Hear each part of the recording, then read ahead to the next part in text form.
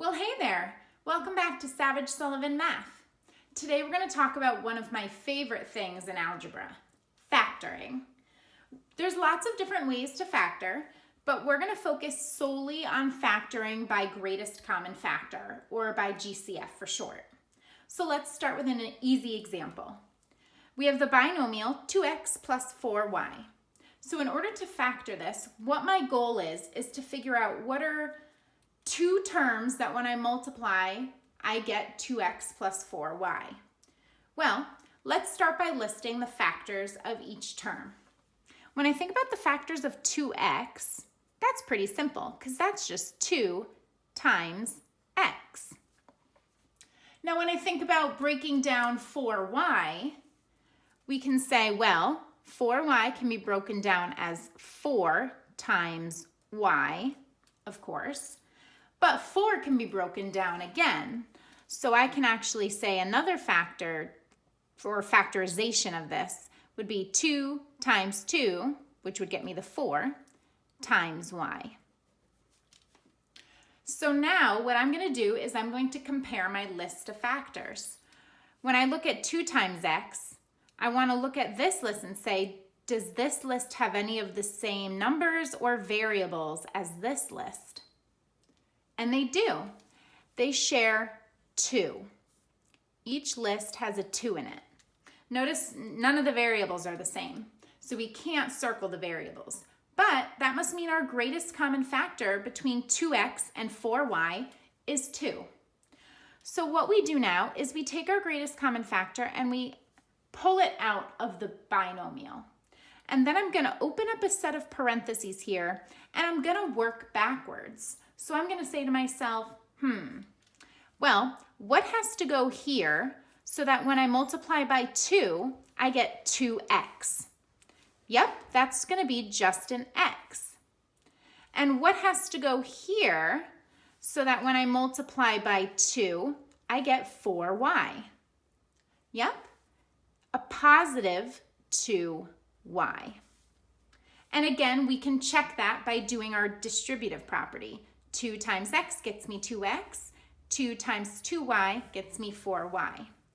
The last thing I always want to check in factoring is inside of my parentheses. And I want to look and make sure that the 2 terms or 3 terms or however many terms there are in your parentheses, you want to make sure they don't share any more common factors. So when I look at x and 2y, I know that the x and y's are different, and I know that the invisible 1 here and the 2 don't share any other common factors. So the factored form is 2 times x plus 2y. So this would be my factored form answer. Nice work, Mrs. Savage. Look at this one. This one's going to take us a little bit longer because it's a little bit more involved.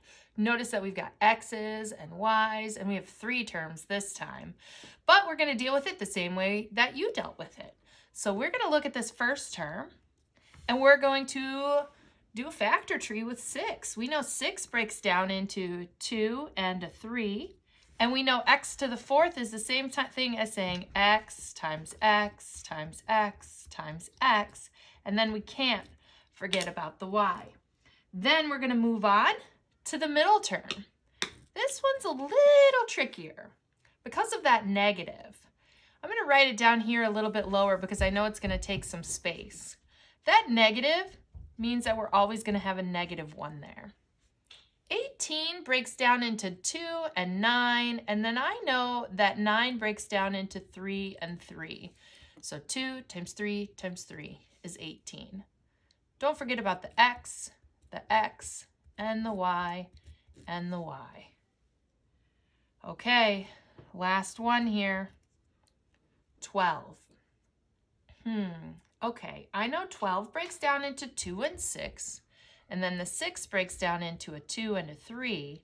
So that's 2 times 2 times 3 times x times x times y. Awesome. Now we have factored everything completely. We just need to circle what they all have in common. Do they all have a 2? Yes, they do. Here's one, another, and another. Do they all have a 3? Yes, they do. Do they all have an x? You betcha. What about a second x? Yep, they all have a second x. A third x? No. Do they all have a y? Yeah, they do all have a y. Okay. Whew. That means what we've circled is 2 times 3 times x times y. This is the GCF. So if we clean that up, we know that the GCF is 6x squared y. Oh boy, that's a big GCF.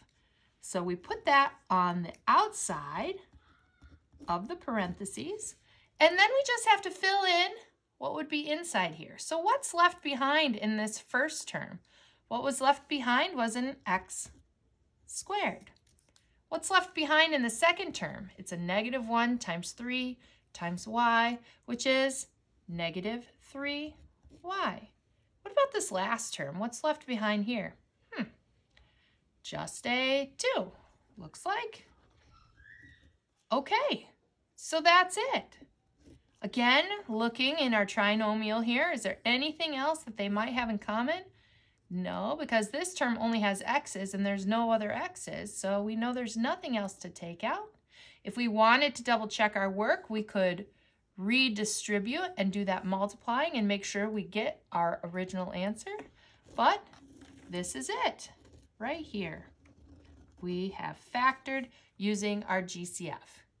If you found this video helpful, please like and subscribe.